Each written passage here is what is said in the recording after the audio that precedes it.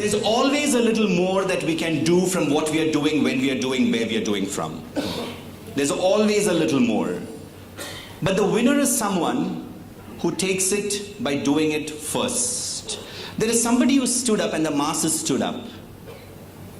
Then there's somebody who stood on the chair and then the masses did that. What stopped us from doing that at the very first time? Are we stretching enough in everything that we have? In our potentials, in our thoughts, in our creations, in our creativities? Because ideas are currencies of the future. Are you raising only this much? Or consciously you know, मैं इतना ही उठाऊंगा, इतना ही उठा रहा हूं मैं.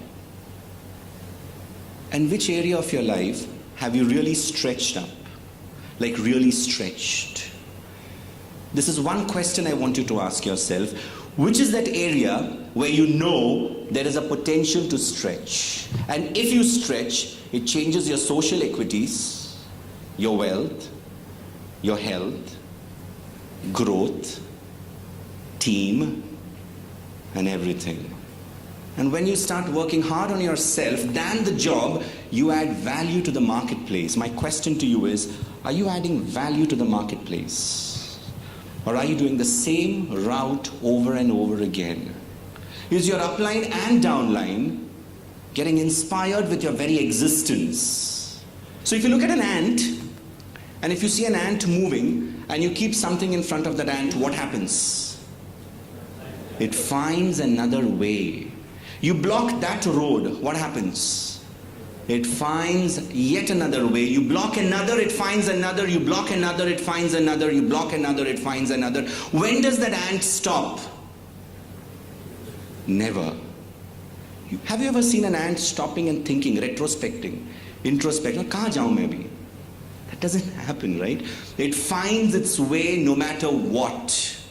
Luck is nothing but when a preparedness meets opportunity. We all always have opportunity. The question is, are we prepared at that time? And how prepared are we at that time? Is there a challenge which is bigger than us? You know Sully Sullenberg, have you heard of this name?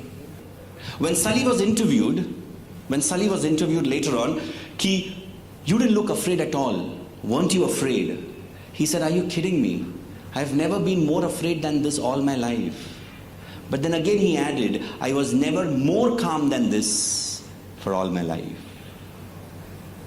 He said, are you kidding me? I was never more afraid than this all my life. And then he added, but again, you see, the outer game is won only when your inner game is aligned. Your inner game has got a lot to do with the state of your own mind. What are you telling yourself up here is more important than what you're telling outside over there. And that decides your family life. That decides your existence with your own self. That decides your social life. Now this is more important for success at job. Your inner game, A. B. Your relations back home with those 3 and 4 really core important members of your life. 3, your social network.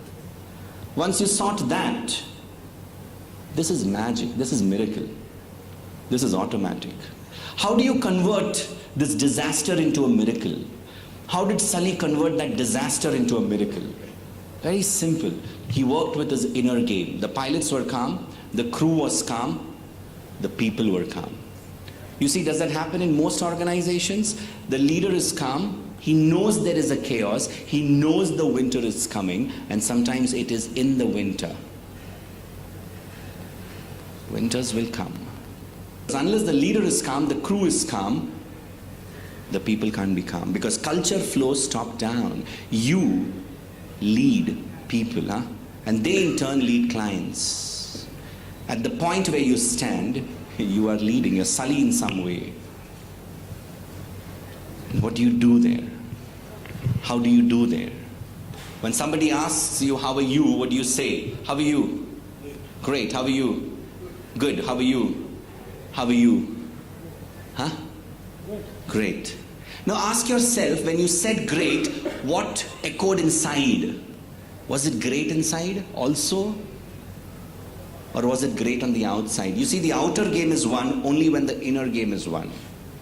When you have purpose, you will survive. When you do not have a purpose, you will be punished for that. You either enjoy the pain of discipline or you enjoy the pain of losses and regrets.